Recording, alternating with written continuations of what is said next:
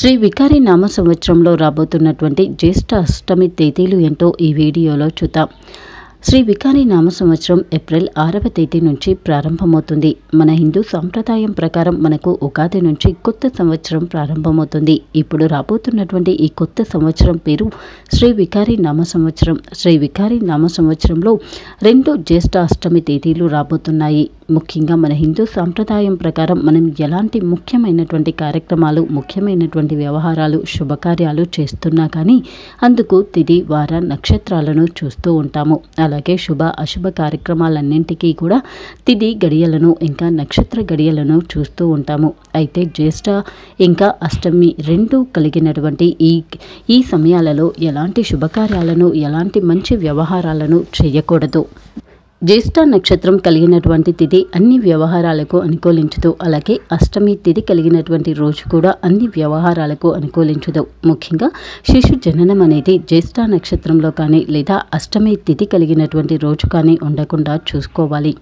అందుకే ఎంతో ముఖ్యమైనటువంటి అలాగే మనము ముఖ్యమైనటువంటి వ్యవహారాలు చేసేటప్పుడు చూసుకోవలసినటువంటి వాటిలో జ్యేష్ఠ అష్టమి తిథులు, నక్షత్రం కూడా ఒకటి. అందుకే ఈ వికారి నామ సంవత్సరంలో రాబోతున్నటువంటి మొదటి జ్యేష్ఠ అష్టమి రోజు సెప్టెంబర్ 6వ తేదీ రోజున వస్తుంది. ముఖ్యంగా ఈ రోజున అష్టమి తిథి అనేది ఉదయం నుండి రాత్రి 8:43 వరకు కూడా అష్టమి తిథి ఉంటుంది. అలాగే సెప్టెంబర్ 6వ తేదీ రోజు శుక్రవారం రోజున జ్యేష్ఠ నక్షత్రం కూడా ఆ రోజు మొత్తం ఉంటూ మరుసటి రోజు అంటే సెప్టెంబర్ 7వ తేదీ రోజు శనివారం తెల్లవారుజామున 4:57 వరకు కూడా ఉంటుంది. అంటే జ్యేష్ఠ అష్టమి ఈ 2 కూడా సెప్టెంబర్ 6వ తేదీ రోజు శుక్రవారం రాత్రి 8:43 వరకు కూడా ఉంటున్నాయి. ఆ తర్వాత తిథి నవమిగా మారినప్పటికీ నక్షత్రం మాత్రం జ్యేష్ఠ ముగింపు మరుసటి రోజు ఉదయం వరకు కూడా ఉంటుంది. అందుకే సెప్టెంబర్ 6వ తేదీ రోజున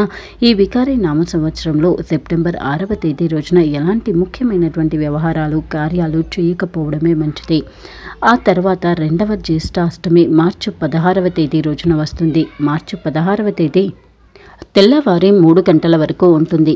అలాగే ఈ రోజున జ్యేష్ఠ నక్షత్రం కూడా ఉదయం 11:12 వరకు ఉంటుంది. అంటే ఈ రోజున అష్టమి, జ్యేష్ఠ 2 కలిసినటువంటి తిథి, నక్షత్రం ఉదయం 3 గంటల వరకు కూడా ఉంటుంది. అందుకే ముఖ్యమైనటువంటి వ్యవహారాలను ఈ సమయంలో అస్సలు చేయకండి. ప్రతి నెల మరియు ప్రతి వారం మీ రాశి ఫలాలు, మీరు చేయాల్సిన పరిహారాలు తెలుసుకోవడం కోసం మా ఛానల్ని సబ్స్క్రైబ్ చేసుకోవడం మర్చిపోకండి.